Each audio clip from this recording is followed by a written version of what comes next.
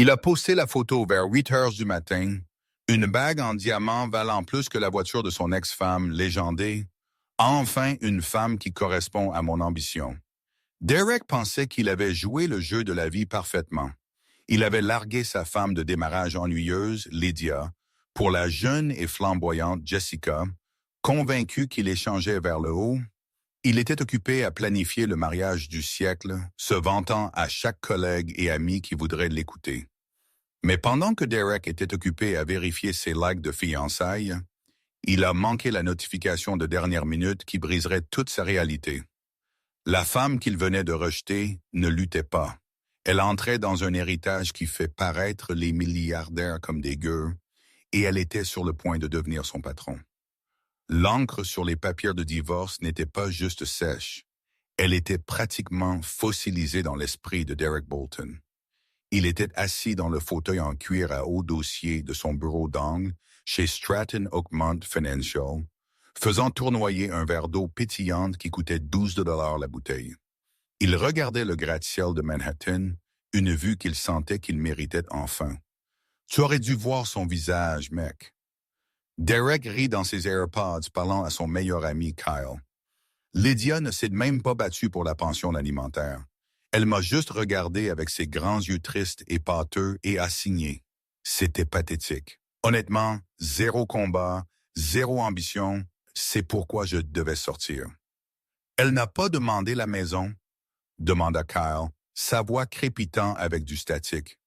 Non, elle a fait ses bagages et a emménagé dans un appartement studio à Brooklyn. Tu peux imaginer passer de notre endroit dans l'Upper East Side à Brooklyn? C'est embarrassant. J'ai presque pitié d'elle. Presque.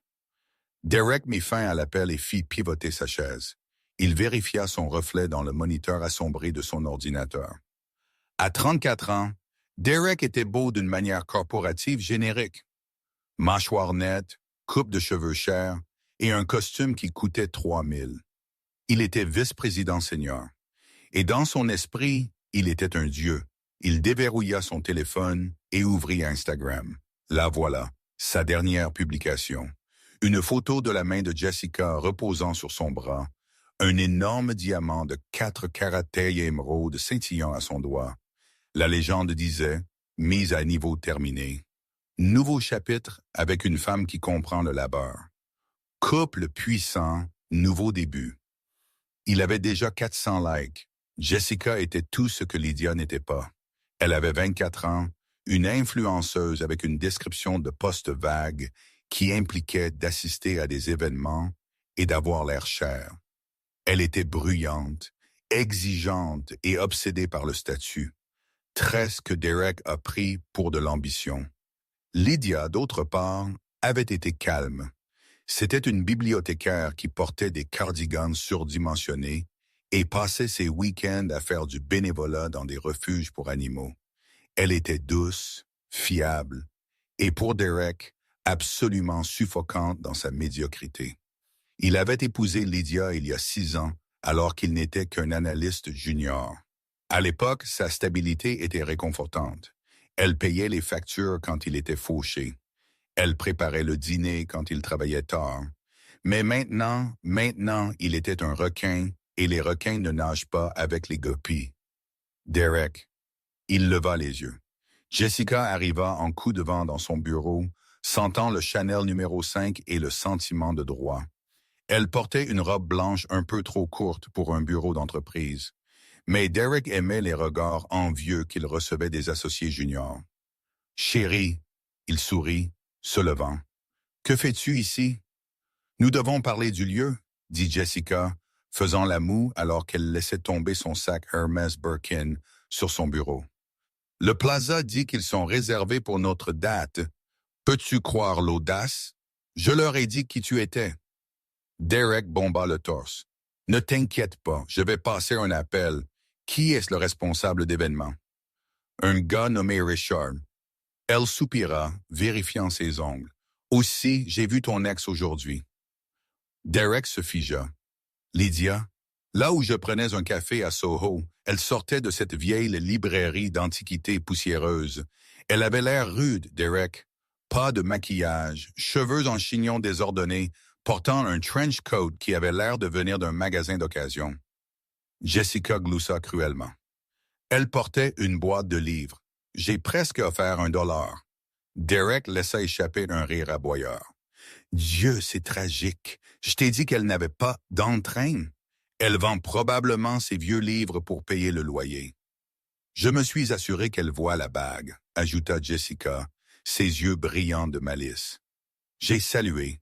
Elle m'a juste regardé et est montée dans un taxi. Même pas un Uber, Derek, un taxi jaune. Eh bien, que cela soit un rappel de pourquoi je t'ai choisi, dit Derek, l'attirant près de lui. Tu es l'avenir. Elle est de l'histoire ancienne. Mais Derek avait tort sur une chose. Lydia n'avait pas regardé la bague avec jalousie. Elle l'avait regardée avec pitié. Et qu'elle ne montait pas dans un taxi parce qu'elle ne pouvait pas se permettre un Uber noir.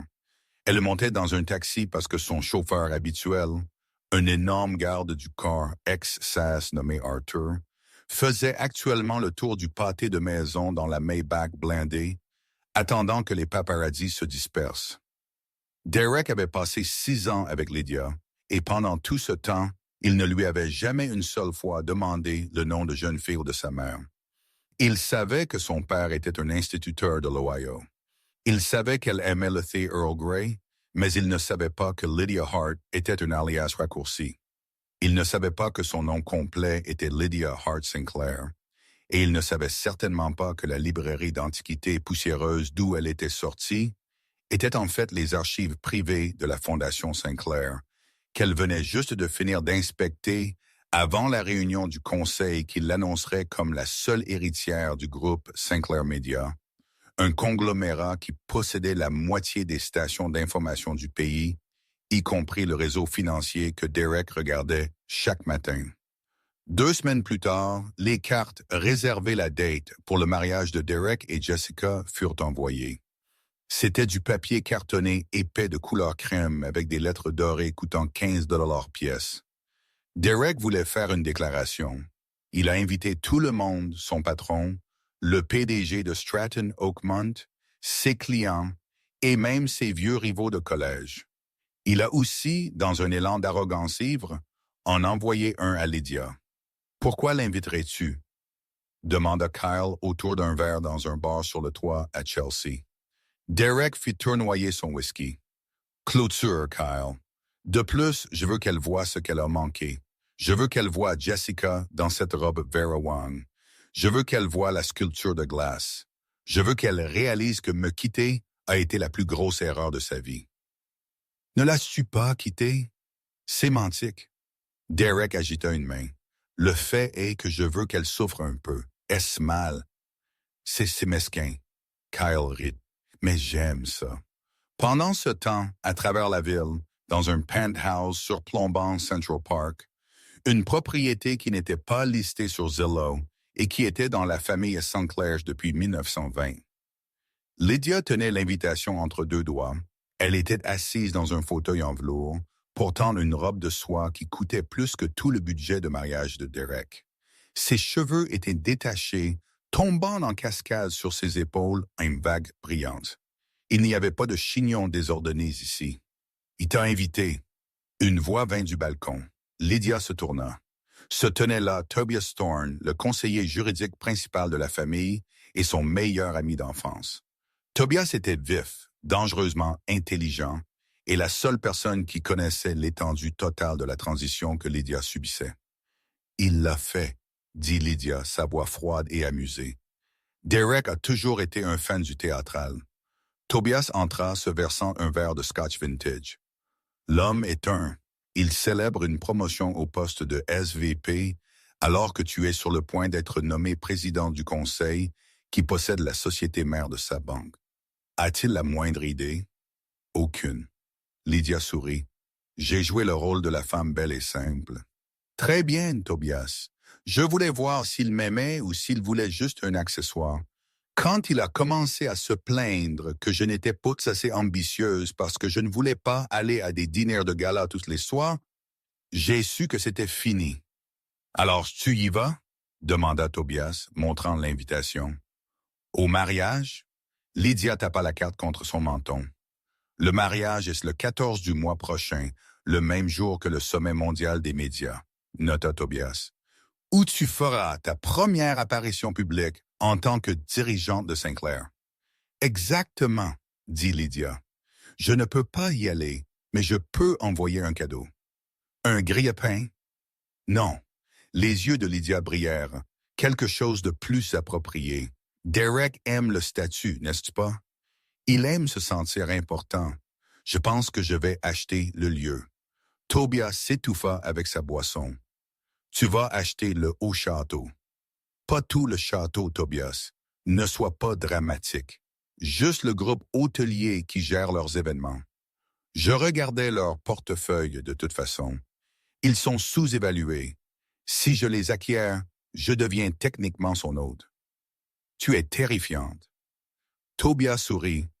Il voulait un couple puissant. Lydia se leva, marchant vers la fenêtre pour regarder les lumières de la ville. Il voulait du drame. Il voulait une histoire à raconter à ses amis. Je vais juste lui donner une meilleure fin que celle qu'il avait prévue. De retour dans son bureau, Derek stressait à propos du plan de table. Jessica criait à un fleuriste au téléphone. « Non, j'ai dit des pivoines blanches, passe crème. Es-tu daltonien? Mon fiancé te poursuivra en justice. » Jessica raccrocha le téléphone avec fracas. « Derek, tu dois arranger ça. Tout va mal. Le fleuriste est un idiot, et maintenant le groupe dit qu'ils ont fait une double réservation. »« Je m'en occupe, chérie, » dit Derek, se massant les tempes. Il vérifia son email. Une notification apparut de Business Insider. Sujet. Le géant endormi se réveille. Succession de Sinclair. Enfin, nomme un successeur. Derek le supprima sans lire. Il ne se souciait pas des familles de vieil argent. Il se souciait de son mariage. Il se souciait de montrer au monde qu'il était arrivé. Il prit son téléphone et envoya un SMS à Lydia. « Salut, je t'ai envoyé une invitation. Pas de rancune. J'espère que tu pourras venir, ça va être énorme. » Il regarda les 3 points apparaître, puis disparaître. Pas de réponse. Elle pleure probablement dans une pinte de crème glacée, marmonna Derek pour lui-même, ressentant un sentiment de satisfaction malsain. Il n'avait aucune idée qu'à cet instant précis, Lydia était assise dans une salle de conseil entourée de 12 hommes en costume gris, signant un document qui autorisait l'acquisition du Prestige Hospitality Group, la même entreprise à laquelle Derek venait de verser un acompte de 50 000 $. « Monsieur Bolton », son assistant frappa à la porte. « Il y a un appel pour vous, c'est la banque. Quelque chose à propos de votre limite de crédit. »« Quoi? » Derek répliqua. « Je suis un VP. Passez-les. » Il décrocha le téléphone. « C'est Derek. »« Monsieur Bolton, ceci est la prévention de la fraude. Nous avons remarqué une charge massive pour un lieu de mariage, mais nous voyons aussi que vous avez épuisé 3 cartes pour des bijoux et un leasing pour une poche. »« C'est un investissement, » cria Derek, transpirant légèrement. « Je suis solvable. Mon bonus arrive le mois prochain. »« D'accord. Eh bien, nous devons geler les comptes jusqu'à ce que vous puissiez vérifier certains flux de revenus. Il semble que votre ratio dette-revenu devienne risqué. »« Ne gelez pas mes cartes, » rugit Derek. « J'ai des fournisseurs à payer. » Il raccrocha le téléphone avec fracas. Jessica le regarda, les yeux écarquillés. « Tout va bien? »« Bien, » mentit Derek, desserrant sa cravate. « Juste des erreurs bancaires. La compétence est difficile à trouver ces jours-ci. » Il marcha vers la fenêtre, regardant la rue. Il avait besoin que ce mariage soit parfait. Il avait besoin que tout le monde voie qu'il était un gagnant. S'il devait épuiser chaque carte et utiliser son 4 ans en un quart, il le ferait. Parce que la seule chose pire que d'être fauché était d'avoir l'air fauché. Et quelque part dehors, Lydia tricotait probablement une écharpe. Complètement inconsciente de la hauteur à laquelle Derek volait, ou du moins c'est ce qu'il pensait. 3 jours avant le mariage, Derek se sentait comme le roi de New York. Il avait réussi à obtenir 2 invitations au cocktail d'ouverture du Sommet mondial des médias et de la finance. C'était l'événement de réseautage le plus exclusif de l'année, organisé dans la salle de bal Diamond du Pierre Hotel. Les billets coûtaient 5 000 $ par personne, mais Derek avait intimidé un fournisseur pour qu'il lui donne leur passe d'entreprise. C'est ça, Jess, dit Derek alors qu'il sortait de l'Uber noir. Il ajusta ses boutons de manchette. Tous ceux qui sont quelqu'un sont ici. Si je joue bien mes cartes, je vais obtenir le financement pour ma propre firme d'ici 1 an. Ensuite, je pourrais dire à Stratton Oakmont d'aller se faire voir. Jessica, vêtue d'une robe argentée à paillettes qui captait agressivement la lumière, regarda autour d'elle d'un œil critique. L'éclairage ici est terrible pour les selfies, se plaignit-elle immédiatement, sortant son téléphone. Et pourquoi y a-t-il tant de personnes âgées? Ces personnes âgées contrôlent l'économie mondiale, chérie. Il essaya d'avoir l'air impressionné. Derek scanna la pièce. C'était une mer de costumes sur mesure et de puissants acteurs. Il repéra son patron, le PDG Marcus Sterling, debout près du bar. Derek prit un verre de champagne et dirigea Jessica vers lui. « Monsieur Sterling », Derek tendant une main. « Super événement, n'est-ce pas? » Sterling regarda Derek avec un mélange de confusion et d'agacement léger. « Bolton, je ne savais pas que vous étiez sur la liste des invités. »« Ah, vous me connaissez, toujours là où est l'action. » Derek cligna de l'œil. « De grandes choses arrivent. De grandes choses. » Sterling hocha la tête vaguement et se détourna pour parler à un sénateur. Derek s'en fichait. Il le considérait comme une victoire. Il côtoyait l'élite. Il appartenait à cet endroit. « Oh mon Dieu !» siffla Jessica, enfonçant ses ongles dans le biceps de Derek.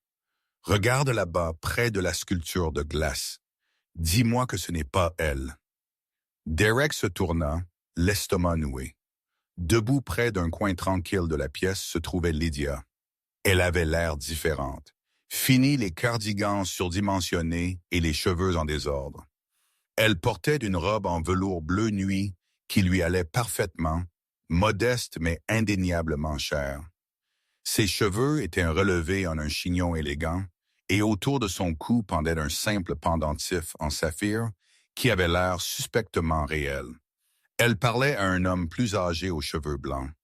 Tobias, l'ami que Derek n'avait jamais pris la peine de rencontrer correctement pendant leur mariage. « Que fait-elle ici? » murmura Derek, la colère montant. « S'est-elle faufilée? » « Elle a probablement séduit un vieux pour avoir un billet. » Jessica ricana, bien que ses yeux s'attardassent sur la robe de Lydia avec jalousie. « Regarde-la essayer de s'intégrer. C'est embarrassant. » Derek vida son champagne. « Je vais gérer ça. Je ne peux pas la laisser ruiner ma réputation en mendiant des boissons à mon événement professionnel. » Il s'avança, Jessica le suivant comme un requin sentant le sang. « Lydia », Derek dit fort. Lydia arrêta de parler et se tourna. Son expression ne changea pas. Il n'y avait pas de peur, pas de tristesse, juste un regard calme et froid qui le troubla. « Bonjour, Derek », dit-elle doucement. Jessica, jolie robe, très brillante. « Arrête le jeu, Lydia. » Derek s'approcha, baissant sa voix. « Comment es-tu entré ici? La sécurité est stricte. As-tu fait le traiteur pour l'événement ou es-tu juste un plus un pour grand-père ici? » Il fit un geste grossier vers Tobias. Tobias gloussa, prenant une gorgée de sa boisson. « Je vous assure, Monsieur Bolton, Lydia est exactement à sa place. » « C'est ça, Derek rit. Un son cruel et aigu. « Écoute, Lydia, je sais que le divorce a été difficile pour toi. Je sais que tu as probablement du mal à payer le loyer à Brooklyn, mais s'introduire à un sommet haut de gamme pour chasser un mari riche, c'est désespéré, même pour toi. » Les yeux de Lydia se rétrécirent légèrement, le seul signe d'irritation. « C'est ce que tu penses que je fais, Derek? »« Je pense que tu es jalouse, » intervint Jessica, s'accrochant au bras de Derek. « Tu as entendu parler de notre mariage et tu essaies de te montrer pour rendre Derek jaloux. Mais regarde autour de toi, chérie. Tu n'es pas de taille. Ces gens sont des milliardaires. Tu es une bibliothécaire. » « J'étais une bibliothécaire, » corrigea Lydia doucement. « J'aimais ça. C'était paisible, contrairement à cette conversation. Rentre chez toi, Lydia, ricana Derek, avant que la sécurité ne te jette dehors. Je détesterais que tu fasses une scène. J'ai des personnes importantes à impressionner ce soir. Lydia le regarda un long moment.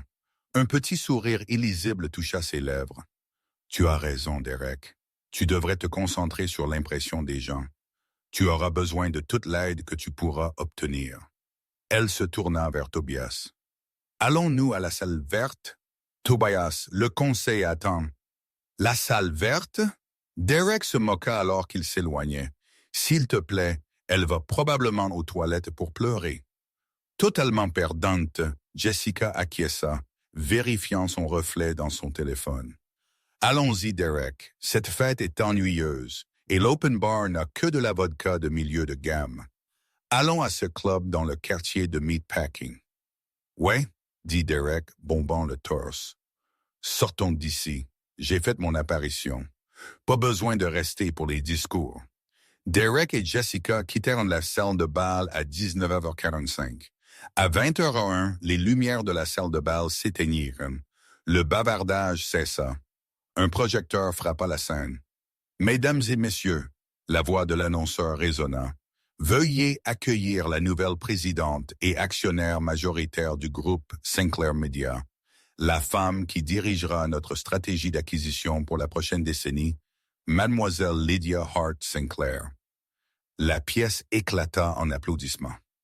Lydia monta sur scène, dominant la pièce avec une grâce que Derek n'avait jamais vue. Au premier rang, le patron de Derek, Marcus Sterling, applaudissait avec enthousiasme, transpirant légèrement à la réalisation que la femme qu'il avait ignorée plus tôt possédait maintenant la banque qui détenait son hypothèque. Mais Derek ne le vit pas. Il était à l'arrière d'un taxi, se disputant avec Jessica pour savoir pourquoi il ne pouvait pas lui acheter un bracelet Cartier avant le mariage, complètement inconscient qu'il venait d'insulter la femme la plus puissante de la ville.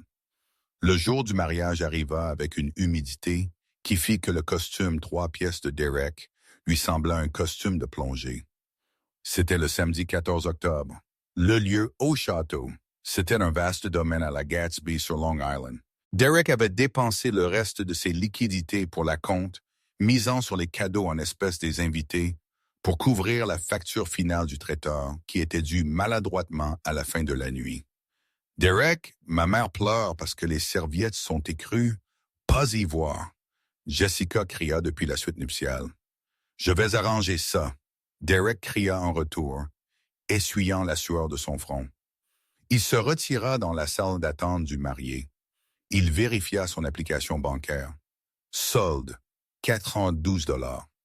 Il sentit une vague de nausée. Il avait tout dépensé au maximum. La lune de miel aux Maldives avait été mise sur une carte de crédit qu'il avait ouverte il y a 2 jours sous une variation légèrement mal orthographiée de son nom. Il marchait sur une corde raide au-dessus d'une fosse de ruines financières. Mais tant que le mariage avait l'air parfait, il se disait qu'il pourrait exploiter les connexions qu'il faisait aujourd'hui pour obtenir une augmentation ou un meilleur emploi. Il avait besoin que cela fonctionne. À 14 heures, la cérémonie commença dans les jardins. C'était somptueux. Des drones bourdonnaient au-dessus, capturant la vidéo. Jessica était magnifique, bien que ses vœux parlaient principalement de la chance que Derek avait de la voir. Les vœux de Derek parlaient de construire un empire ensemble. Alors qu'ils remontaient l'allée en tant qu'homme et femme, Derek balaya la foule du regard. C'était une bonne participation. Ses copains d'université avaient l'air jaloux. Ses collègues avaient l'air impressionnés. Même M. Sterling était là, bien qu'il ait l'air étrangement pâle et continuait de vérifier son téléphone. « As-tu vu Sterling? » Derek murmura à Kyle pendant l'heure du cocktail. Il a l'air d'avoir vu un fantôme. Peut-être qu'il vérifie le marché boursier, Kyle rit, ou peut-être qu'il a entendu la rumeur. « Quelle rumeur? » Derek demanda, prenant un gâteau de crabe. « Je ne sais pas, ce mec. Tout le monde chuchote à propos d'une grosse fusion. Une société de médias a racheté le groupe parent de Stratton Oakmont ce matin. Des trucs de prise de contrôle hostile. » Derek haussa les épaules. « Le brassage d'entreprise ne m'affecte pas. » Je suis un gagneur. La réception eut lieu dans la grande salle de bal. Les lustres scintillaient. Le champagne coulait à flot.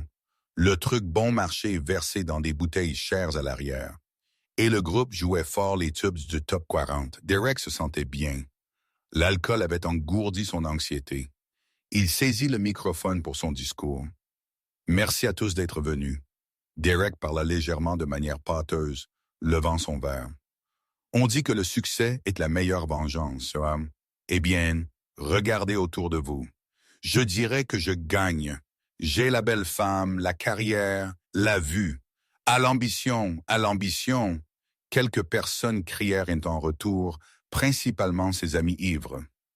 Juste à ce moment-là, le maître d'hôtel, un homme sévère nommé Henry, s'approcha de la table d'honneur.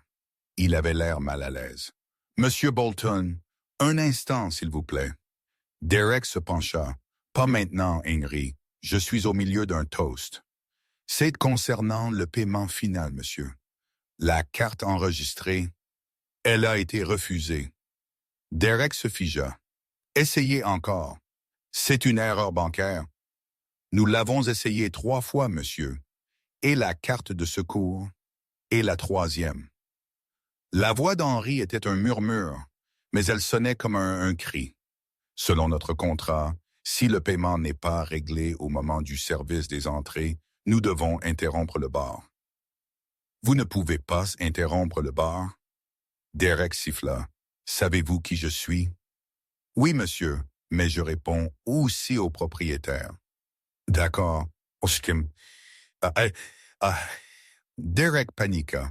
J'écrirai un chèque. Continuez simplement à servir les boissons. Alors qu'il se disputait avec le personnel, un murmure commença à se propager dans la pièce. Ce n'était pas le joyeux brouhaha d'un mariage. C'était le son électrique aigu des commérages. Derek leva les yeux. Les gens ne le regardaient pas. Ils regardaient l'énorme écran de projection installé de chaque côté de la scène. Ils étaient censés diffuser un diaporama des photos de la relation de Derek et Jessica. Mais quelqu'un avait changé l'entrée. Au lieu de photos de Jessica en bikini, les écrans affichaient un flux d'actualité en direct de CNBC. Le volume était coupé, mais les bandeaux étaient énormes. Nouvelle de dernière minute. Le groupe Sinclair Media acquiert la division bancaire de Stratton Oakmont. La nouvelle présidente Lydia Hart Sinclair promet de faire le ménage des dirigeants toxiques. Derek cligna des yeux. Il se frotta les yeux. Le nom sur l'écran, Lydia Hart Sinclair. Et puis l'image changea. C'était une interview préenregistrée. Lydia était assise dans un tailleur puissant, regardant directement la caméra. Les sous-titres défilaient en bas. Interviewer, quel est votre premier mouvement en tant que chef de ce nouvel empire? Lydia, nous devons couper dans le gras. Il y a une culture d'arrogance dans notre division financière que j'ai l'intention d'éradiquer immédiatement. La compétence sera récompensée. L'ego sera terminé. La pièce devint silencieuse. Tous les regards dans la salle de bal se tournèrent de l'écran vers Derek. Son téléphone vibra dans sa poche. Puis il vibra encore et encore. C'était une vibration continue. Il le sortit, un SMS de Marcus Sterling, qui était assis à la table 3. Derek, vérifie ton email. Les RH viennent d'envoyer les avis de restructuration. Vous êtes effectif immédiatement. Derek regarda la table 3. Sterling ne le regardait pas. Il était occupé à taper sur son téléphone, probablement en essayant de sauver sa propre peau. Derek. Jessica lui tira la manche. Pourquoi ton ex-femme est-elle à la télé? Et pourquoi dit-on qu'elle est milliardaire? Tu m'as dit qu'elle était pauvre. La bouche de Derek était sèche. Je ne savais pas. Elle a acheté la banque. Kyle cria de la table des garçons d'honneur, ivre et sans tact. Mec, ton ex-femme vient d'acheter ton emploi. Une vague de rire traversa la pièce. Ce n'était pas un rire amical. C'était le son de 300 personnes réalisant que l'empereur n'avait pas de vêtements. Alors, Henry le maître d'hôtel revint. Il ne chuchotait plus. « Monsieur Bolton, dit Henry assez fort pour que la table d'honneur entende, Je viens de recevoir un appel de la direction de l'entreprise. De l'entreprise? Derek balbutia. Oui, le Prestige Hospitality Group a été acquis récemment. La nouvelle propriétaire a appelé personnellement. Elle voulait offrir un cadeau. Derek sentit une lueur d'espoir. Lydia l'aimait toujours. Elle faisait ça pour se montrer, mais elle le sauverait. Un cadeau? Elle couvre la facture? Non, monsieur, dit Henri, le visage froid comme la pierre. Elle nous a demandé d'appliquer strictement le contrat puisque le paiement a été refusé. L'événement est officiellement terminé. La sécurité va maintenant escorter les invités dehors. Cependant, Henri s'arrêta, sortant d'une petite enveloppe de sa veste. « Elle m'a demandé de vous donner ceci. » Derek prit l'enveloppe d'une main tremblante. La musique s'était arrêtée. Les lumières étaient en train d'être allumées au réglage de nettoyage intense. Jessica sanglotait, le mascara coulant sur son visage. Derek ouvrit la carte.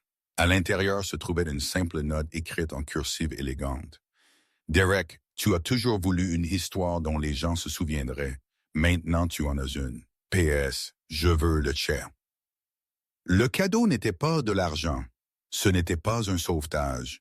C'était l'exécution publique de son ego. Tout le monde dehors. Un garde de sécurité hurla de l'arrière. Alors que les invités sortaient en traînant les pieds, chuchotant et pointant du doigt, Derek Bolton se tenait au centre de la piste de danse vide, une carte de crédit à découvert dans une main et une note de la milliardaire qu'il avait jetée dans l'autre. Il avait voulu être le personnage principal. Il n'avait juste pas réalisé qu'il était le méchant qui perd à la fin. Le parking du château d'Ohika était une scène chaotique d'attente ruinée.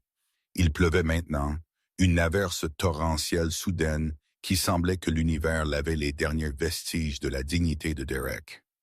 Jessica était assise sur le trottoir dans sa robe sur mesure de 20 000 $. L'ourlet traînait dans une flaque d'huile et de boue. Elle ne pleurait plus. Elle criait dans son téléphone essayant d'obtenir un Uber. Mais les prix de la demande étaient astronomiques parce que 300 invités essayaient tous de partir en même temps. « Derek !» Elle hurla alors qu'il avançait péniblement vers elle, sa veste trempée, ses cheveux collés à son front. « Ma mère a dû faire du stop avec ton colocataire de fac dans une Honda Civic. Comprends-tu l'humiliation? Le comprends-tu? Jess, s'il te plaît... » Derek supplia, tendant la main vers elle. « C'est un malentendu. Je le réparerai lundi. J'irai à la banque. »« Tu n'as pas de banque. » Elle cracha, repoussant sa main. « Tu n'as pas de travail. As-tu cru que je n'avais pas entendu ton patron? Tu es viré, Derek.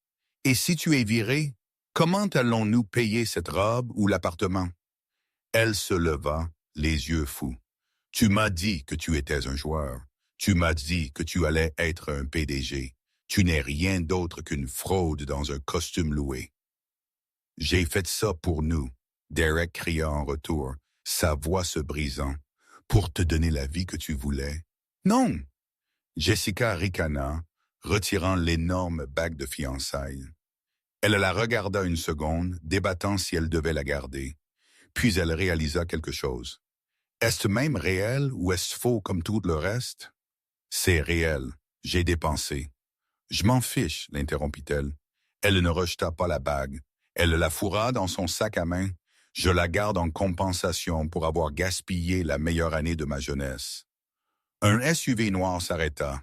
Ce n'était pas pour Derek. C'était pour Jessica. La fenêtre s'abaissa et à l'horreur de Derek, son meilleur ami Kyle était au siège du conducteur. « Besoin d'un lift, Jess? » Kyle demanda, ne regardant même pas Derek. « Kyle? » Derek regarda, trahi. « Que fais-tu? »« Désolé, mec. » Kyle haussa les épaules. « Les affaires sont les affaires, et tu es mauvais pour les affaires en ce moment. De plus, j'ai toujours pensé que Jess méritait mieux. » Jessica sauta dans la voiture sans un regard en arrière. Derek regarda sa femme de 3 heures partir avec son meilleur ami, le laissant seul sous la pluie, avec une facture de 150 000 $ qu'il ne pouvait pas payer. Le lendemain matin fut pire. Derek se réveilla sur le canapé de son appartement, celui dont il s'était vanté, celui dont le loyer était en retard de 3 mois. Sa tête cognait. Il tendit la main vers son téléphone, espérant que la nuit précédente avait été un cauchemar. Ce n'était pas le cas. Il avait 500 nouvelles notifications, mais ce n'étaient pas des félicitations. Quelqu'un, probablement l'un des amis influenceurs de Jessica, avait diffusé en direct le moment où l'actualité a éclaté sur les écrans. La vidéo était en tendance sur TikTok et Twitter sous le hashtag #le marié fauché et #mariage karma. La vidéo montrait le visage de Derek s'effondrant alors que l'interview de Lydia passait. Elle montrait le maître d'hôtel le coupant. Elle montrait les invités riant. Les commentaires affluaient. Imaginez larguer une milliardaire pour des influenceurs fauchés. Le niveau de gâchis ici est historique. Elle a acheté sa banque. C'est un comportement de reine. J'étais à ce mariage. Le gâteau était sec, tout comme son compte en banque. Derek jeta le téléphone à travers la pièce. Il se brisa contre le mur. Il devait réfléchir. Il avait besoin d'un plan. Il était un survivant, n'est-ce pas? Il était un requin. Les requins continuaient d'avancer. Il prit une douche, enfila son seul costume propre et décida d'aller au bureau de Stratton Oakmont. Peut-être était-ce une erreur. Peut-être qu'il pourrait parler à Sterling. Peut-être que s'il expliquait juste que c'était un malentendu, il pourrait garder son emploi. Il arriva au gratte-ciel de verre à 9 heures. Il se dirigea vers les tourniquets, passant son badge. Bip, bip. Accès refusé. Il essaya encore. Accès refusé. Monsieur, un grand agent de sécurité s'avança. Derek le reconnut. Il était passé devant cet homme chaque jour pendant 5 ans sans jamais apprendre son nom. Mon badge déconne, dit Derek, forçant un sourire confiant. Pouvez-vous me laisser rentrer? Monsieur Bolton, dit le garde, son visage impassible. J'ai reçu l'instruction de récupérer votre badge. Vous n'êtes pas autorisé dans les locaux. C'est illégal, cria Derek, faisant tourner les gens dans le hall. J'ai des effets personnels dans mon bureau, mes contacts, mes fiches d'affaires. Vos effets personnels ont été mis en boîte et attendent à l'entrée de service, dit le garde, pointant la porte arrière. Tout le reste est propriété de l'entreprise, y compris les fiches d'affaires. Je veux voir Sterling, Derek exigea. Monsieur Sterling a été réaffecté à une succursale régionale, je crois, dans le Dakota du Nord, dit le garde. La nouvelle direction apporte beaucoup de changements. Derek sentit le sang lui quitter le visage. Dakota du Nord. C'était une condamnation à mort dans le monde de la finance. Qui a autorisé cela? Derek murmura. Le garde désigna l'énorme écran numérique dans le hall qui affichait habituellement les cours des actions. Aujourd'hui, il affichait un message de bienvenue pour le nouveau groupe de propriétaires. Bienvenue chez Sinclair Financial. Intégrité, vision, responsabilité, et là, dans le coin de l'écran, il y avait une photo du conseil d'administration. Lydia était assise à la tête de la table, l'air puissante, sereine et absolument intouchable. Derek attrapa sa boîte d'affaires du quai de chargement. Il pleuvait encore. Alors qu'il marchait vers le métro parce que son compte Uber était suspendu en raison des paiements échoués, il vit un panneau d'affichage. C'était une publicité pour une nouvelle montre de luxe. Le mannequin qui la portait avait l'air familier. C'était le gars avec qui Jessica avait fait du réseautage sur Instagram pendant des mois. Derek réalisa alors que le fond n'était pas le mariage. Le fond ne faisait que commencer. 3 semaines plus tard, Derek vivait dans un motel dans le Queens. Son propriétaire l'avait expulsé dans les 48 heures suivant le désastre du mariage, citant une rupture de bail concernant la gestion d'une entreprise depuis les lieux. Un mensonge. Mais Derek ne pouvait pas se permettre un avocat pour se battre. Il passait ses journées à boire du café bon marché et à chercher furieusement des statuts légaux sur Google. Il s'était convaincu d'un nouveau récit. Lydia l'avait fraudé, elle a caché des actifs. Derek fulminait dans la chambre de motel vide. C'est illégal. Si elle était riche quand nous étions mariés, j'ai droit à la moitié. Pension alimentaire. Je mérite une pension alimentaire. C'est devenu son obsession. S'il pouvait juste prouver qu'elle avait l'argent quand ils étaient ensemble, il pourrait la poursuivre pour des millions. Il pourrait remonter au sommet. Il vendit sa dernière Rolex pour payer une consultation avec un requin d'avocats spécialisé dans le divorce nommé Saul. Le bureau de Saul était au-dessus d'un magasin de falafels, mais il avait la réputation d'être vicieux. Alors, laissez-moi comprendre, dit Saul, mâchant un cure-dent. Vous l'avez larguée. Vous avez signé les papiers de divorce sans contestation et maintenant, vous voulez rouvrir le règlement parce que vous avez découvert qu'elle est riche. Elle a menti par omission. Derek frappa du poing sur le bureau un stratifié bon marché. Elle a fait semblant d'être bibliothécaire. C'est une fraude. J'ai souffert de détresse émotionnelle en vivant dans la pauvreté avec elle quand nous aurions pu vivre dans un penthouse. Saul regarda Derek avec pitié. « Monsieur Bolton, lui avez-vous demandé une divulgation financière pendant le divorce? » « Non. » Derek se moqua. « Je pensais qu'elle n'avait rien. Je voulais une rupture nette. »« Alors, vous avez renoncé à la découverte? » Saul griffonna sur un bloc-notes. « Et a-t-elle hérité de cet argent pendant le mariage? » « Je ne sais pas, » Derek admit. « Mais c'est une Sinclair. Elle devait avoir un fonds de fiduciaire. » « J'ai fait des recherches avant que vous n'arriviez, » dit Saul, faisant glisser un morceau de papier sur le bureau. La grand-mère de Lydia Hart Sinclair, la matriarche, est décédée 3 semaines après la finalisation de votre divorce. Le titre et la majeure partie du patrimoine ont été transférés à Lydia à ce décès. Avant cela, elle vivait d'un salaire de bibliothécaire par choix, refusant l'accès aux fonds familiaux jusqu'à ses 35 ans ou le décès de la matriarche. Derek fixa le papier. Les dates le narguaient. Divorce. Finalisé le 1er septembre. Date de l'héritage le 22 septembre. Elle vous a joué. Saul gloussa sombrement. Mais légalement, elle est propre. Elle n'avait pas l'argent quand vous étiez mariés. Elle l'a eu après votre départ. Vous avez manqué le paiement de 21 jours. 21 jours. Derek sentit qu'il ne pouvait pas respirer. S'il avait juste attendu, s'il n'avait pas été si impatient d'épouser Jessica, s'il était juste resté un peu plus longtemps, il serait le mari d'une milliardaire. Il serait puissant. Il doit y avoir quelque chose, Derek supplia. Dommage émotionnel. Elle m'a embarrassé publiquement à mon mariage. Vous l'avez invitée? Saul lui rappela. Et elle n'a rien dit de faux. Elle a juste passé une vidéo. La vérité est une défense absolue contre la diffamation. Saul ferma le dossier. Rentrez chez vous, gamin. Vous avez été battu. La meilleure chose que vous puissiez faire est de disparaître avant qu'elle ne décide de vous poursuivre pour les frais de justice. Mais Derek ne pouvait pas laisser de tomber. Il commença à la traquer. Pas physiquement. Il ne pouvait pas s'approcher à moins de 5 miles de son équipe de sécurité, mais numériquement, il regardait chaque interview. Il lisait chaque article. Il la vit au Met Gala portant une robe rouge qui ressemblait à du feu liquide, marchant bras dessus, bras dessous avec un homme. Derek plissa les yeux vers l'écran. L'homme était beau, distingué.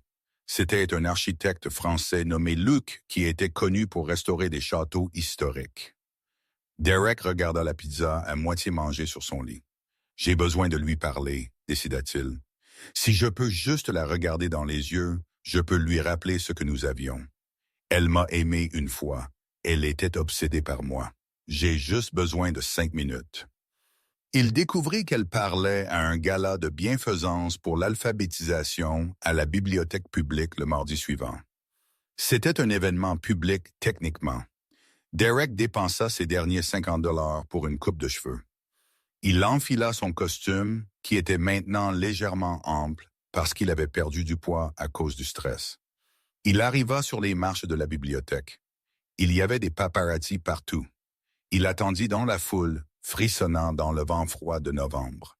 Finalement, une limousine noire s'arrêta. La foule applaudit. Lydia sortit. Elle avait l'air radieuse, heureuse et plus légère qu'elle ne l'avait jamais été avec lui. « Lydia !» cria Derek, se frayant un chemin à travers la foule. « Lydia, c'est moi, Derek !» Les gardes de sécurité se tendirent, mais Lydia fit une pause. Elle tourna la tête, elle le vit. Pendant une seconde, Derek crut voir une lueur d'émotion. Il s'élança en avant. « Lydia, s'il te plaît, j'ai fait une erreur, nous devons parler. » Lydia ne s'avança pas vers lui. Elle ajusta simplement son manteau, se pencha vers son garde du corps et murmura quelque chose. Le garde du corps hocha la tête. Il s'approcha de Derek, qui était maintenant retenu par un policier. « Monsieur Bolton ?» demanda le garde du corps. « Oui, dites-lui que je suis là. Dites-lui que je l'aime. » Le garde du corps lui tendit une petite enveloppe scellée.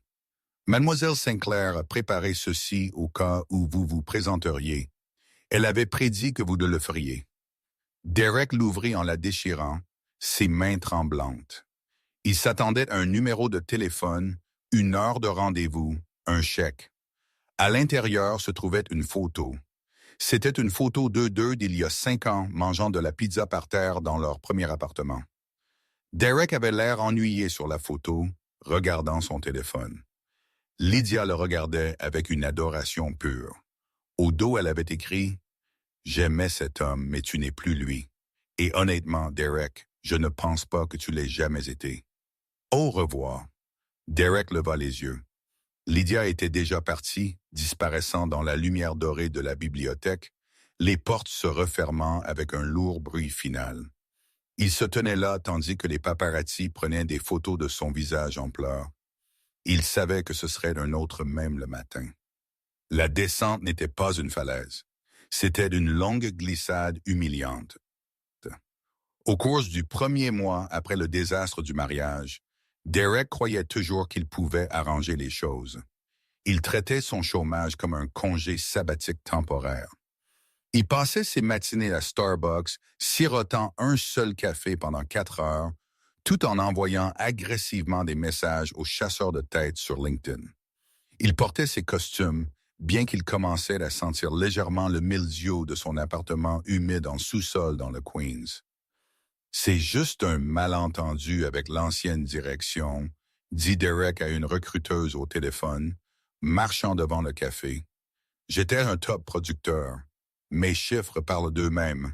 J'ai vu vos chiffres, Monsieur Bolton, » répondit la recruteuse, sa voix froide. « Mais j'ai aussi vu le rapport de conformité de Stratton Oakmont et la vidéo virale. Franchement, vous êtes radioactif. Aucune firme réputée dans la région des 3 États ne vous touchera. Avez-vous envisagé une autre industrie? » Derek raccrocha. Il jeta son téléphone dans une poubelle, puis le repêcha immédiatement parce qu'il ne pouvait pas s'en payer un nouveau. Au 3e mois, le déni craqua. L'argent des montres mises en gage s'épuisa. La poche fut saisie au milieu de la nuit. Un chauffeur de dépanneuse nommé S frappant à sa porte à 3 heures du matin, exigeant les clés. Derek regarda par la fenêtre le symbole de son succès être emporté, laissant des taches d'huile sur le trottoir. Il déménagea encore, cette fois dans une colocation à Wehawan, New Jersey. Son colocataire était un théoricien du complot qui ne croyait pas au déodorant. Derek arrêta de porter des costumes. Il commença à porter un sweat à capuche gris qu'il n'avait pas lavé depuis des semaines. Il arrêta de se raser. Le visage dans le miroir, le visage net et arrogant d'un vice-président senior, s'était dissous en quelque chose de bouffi, fatigué et vaincu. Il essaya de trouver Jessica une fois. Il vit sur Instagram qu'elle était à Dubaï, taguant un consultant pétrolier de 50 ans dans ses photos. Elle avait l'air heureuse, ou du moins chère. Elle n'avait pas mentionné Derek une seule fois. C'était comme s'il n'avait jamais existé. Au 8e mois, Derek Bolton, l'homme qui buvait autrefois de l'eau pétillante à $12, faisait la vaisselle au Golden Griddle, un dîner ouvert 24 heures, 24 en bordure de la route 3. 1 an plus tard, le dîner sentait le bacon brûlé, le nettoyant pour sol et le désespoir. Les lumières fluorescentes bourdonnaient d'un vrombissement provoquant des maux de tête qui semblaient percer directement le crâne de Derek. Commande prête, thon fondu, accompagnement de salade de chaux, table 4. Derek essuya ses mains sur son tablier taché. « J'ai compris. marmonna-t-il, sa voix rauque à cause de trop de cigarettes et pas assez de conversation. Il prit l'assiette. Ses mains, autrefois manucurées et douces, étaient rouges et gercées par le savon à vaisselle industrielle. Il marcha jusqu'à la table 4, ses baskets orthopédiques grinçant sur le linoléum. À la table était assise une jeune famille. Le père était sur son téléphone ignorant ses enfants. Il portait un costume mal ajusté, en polyester, mais un costume quand même. Il avait l'air stressé, important dans son propre esprit. « Tiens, » dit Derek, posant le sandwich, « puis-je vous apporter autre chose? »« Oui, plus de café. » L'homme répliqua sans lever les yeux. « Et vite, j'ai une conférence téléphonique en 10 minutes. Grosse affaire en cours de conclusion. » Derek regarda l'homme. Il vit la montre bon marché qui essayait de ressembler à une Rolex. Il vit la tension désespérée de la mâchoire. Il se vit lui-même d'il y a 5 ans. « Tout de suite, monsieur, » dit Derek doucement. Il retourna au comptoir, versant le café d'une main ferme. Il n'était plus en colère, il était juste fatigué. La rage s'était éteinte des mois auparavant, laissant derrière elle une caverne creuse où se trouvait autrefois son ambition. « Hey, Bolton !» Le gérant, un tyran gras nommé Mike le Grec, cria de la fenêtre de passe. « Arrête de regarder les clients et vérifie le bac à graisse, ça refoule encore. »« J'y vais, Mike, » dit Derek. Il attrapa le seau de serpillière. En passant devant le comptoir, il s'arrêta. La petite télévision montée dans le coin, diffusant habituellement des rediffusions de Jeopardy ou des rapports de trafic locaux, était syntonisée sur CNBC. Le bandeau en bas de l'écran attira son attention. Le groupe Sinclair Media affiche des bénéfices records au T3, actions en hausse de 15%. Derek s'arrêta, il ne put s'en empêcher. « Monte le son », murmura-t-il à la serveuse avec une envie distincte dans sa voix. « Quoi ?» Elle claqua sa gomme. « S'il te plaît, juste une seconde. » Elle haussa les épaules et pointa la télécommande. Le volume augmenta. Présentateur. Et à la tête de ce redressement historique se trouve la présidente elle-même, Lydia Hart Sinclair. Elle nous rejoint en direct du domaine Sinclair dans les Hamptons. L'écran changea. Derek arrêta de respirer. Lydia était assise sur une terrasse en pierre blanche, l'océan scintillant derrière elle. Elle était époustouflante. Pas seulement riche, bien que le pull en cachemire crème et les simples boucles d'oreilles en perles criaient le luxe discret, mais radieuse. Elle semblait sereine. La nervosité, le désir de plaire qu'il avait défini pendant leur mariage avait disparu. À sa place se trouvait une colonne vertébrale en acier enveloppée de velours. À côté d'elle était assis un homme. Il était grand, avec des cheveux poivre et sel et des yeux gentils. Il tenait une main, son pouce traçant des cercles paresseux sur sa peau. C'était Luc Dubois, l'architecte. Intervieweur. « Lydia, il y a 1 an, vous étiez un mystère pour le monde financier. Maintenant, vous êtes une icône. Vous avez pris une entreprise historique qui se noyait dans les dettes et une mauvaise culture, et vous l'avez transformée en une puissance. Comment avez-vous géré la pression, surtout avec tout ce qui se passait dans votre vie personnelle à l'époque? » Derek s'appuya contre le comptoir, serrant le manche de la serpillière comme une bouée de sauvetage. Il attendit qu'elle le mentionne. Il attendit la colère. Il voulait qu'elle soit en colère. Si elle était en colère, cela signifiait qu'il comptait toujours. Lydia sourit. C'était un sourire doux et privé. « Lydia, ce n'était pas facile, dit-elle, sa voix claire et mélodieuse. J'ai passé beaucoup de temps à cacher qui j'étais. Je pensais que si je me rendais plus petite, je m'intégrerais mieux dans la vie de quelqu'un d'autre. Je pensais que l'amour signifiait se diminuer pour que l'autre personne puisse se sentir grande. » Elle serra la main de Luc. Il la regarda avec une admiration si ouverte que Derek ressentit une douleur physique dans sa poitrine. « Lydia, mais j'ai appris qu'on ne peut pas construire un château sur des fondations de sable. Je devais nettoyer l'épave. Je devais enlever le poids mort. Une fois que j'ai fait cela, une fois que j'ai arrêté d'essayer d'impressionner les gens qui ne me voyaient pas, j'ai réalisé que j'avais tout ce dont j'avais besoin depuis le début. » Intervieweur. Et maintenant, vous êtes fiancés. Lydia. Oui, elle rayonna. À un homme qui construit des choses au lieu de les détruire. Un homme qui aime la bibliothèque autant que la salle de conseil. J'ai enfin trouvé mon égal. Intervieweur. Un conseil pour ceux qui nous regardent et qui se sentent bloqués? Lydia regarda directement la caméra. Pendant une seconde terrifiante, Derek eut l'impression qu'elle regardait à travers l'écran, au-delà de la graisse et du dîner, directement dans son âme. Lydia, ne cours pas après l'éclat, dit-elle doucement. La peinture dorée s'écaille. Cherche le fer solide en dessous et ne laisse jamais quelqu'un te dire que ton calme est une faiblesse. C'est ta plus grande force. Le segment se termina. Le présentateur passa à la météo. Derek resta là, figé. Elle ne l'avait pas nommé. Elle ne l'avait pas insulté. Elle n'avait même pas reconnu son existence. Il n'était plus un méchant pour elle. Il n'était rien. Il était juste le poids mort qu'elle avait éliminé pour faire de la place à sa vraie vie.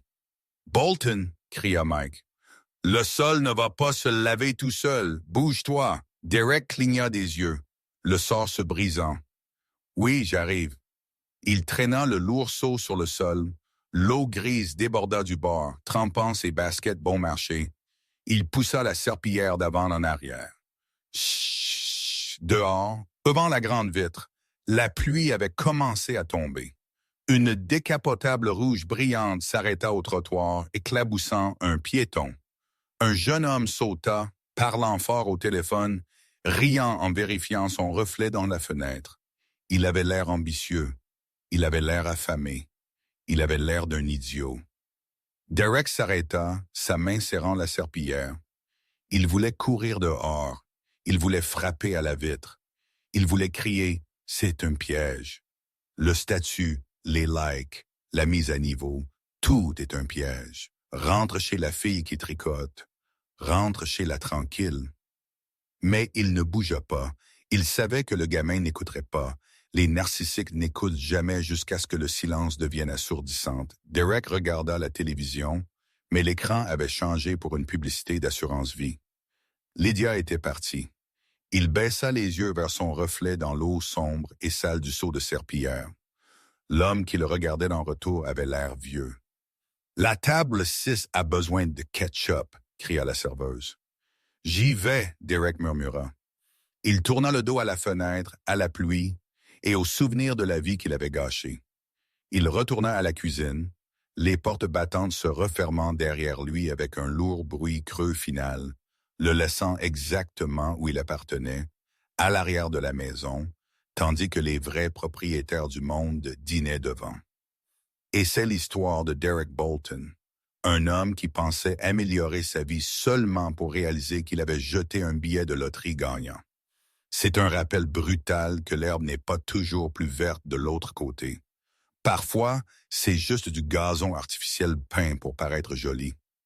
Derek a poursuivi le statut, la validation et la beauté superficielle, et dans le processus, il a perdu la seule chose authentique qu'il ait jamais eue. Lydia a prouvé que le vrai pouvoir n'a pas besoin de crier. Il se déplace en silence, attend le bon moment et frappe avec une précision absolue. Elle n'avait pas besoin de vengeance. Elle avait juste besoin de laisser Derek être lui-même. Et c'était une punition suffisante. Alors la prochaine fois que vous serez tenté d'échanger un partenaire loyal contre quelque chose de tape à l'œil, souvenez-vous du parking trempé de pluie du château d'Ohika. Souvenez-vous de la vidéo virale et souvenez-vous que la personne que vous négligez pourrait bien être celle qui détient les clés du royaume. Si vous avez aimé cette histoire de karma, de trahison et de douce justice, s'il vous plaît, écrasez ce bouton « J'aime ». Cela aide vraiment la chaîne à grandir. N'oubliez pas de partager cette vidéo avec un ami qui aime un bon drame et cliquez sur s'abonner avec la cloche de notification activée pour ne jamais manquer notre prochaine histoire vraie.